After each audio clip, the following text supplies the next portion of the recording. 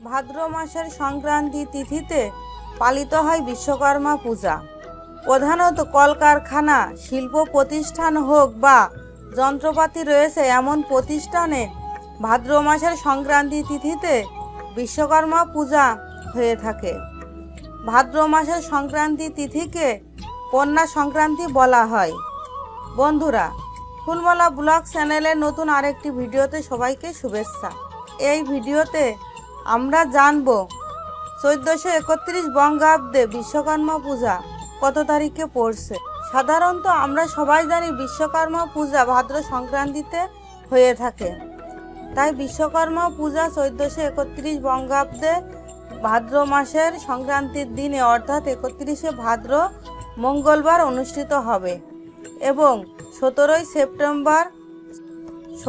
September 2024 ইংরেজি মঙ্গলবার।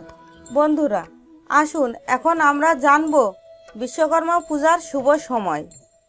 অমৃত যোগে সকাল 7টা 32 থেকে সকাল 10টা 16 মধ্যে এবং বেলা 12টা 40 থেকে বেলা 2টা 16 মধ্যে এবং দুপুর 3টা 2 থেকে বিকেল 4টা 40 মধ্যে এবং সন্ধ্যা 6টা 16 থেকে রাত 8টা 40 মধ্যে এবং রাত 1টা 27 থেকে রাত 3টা 4 মধ্যে।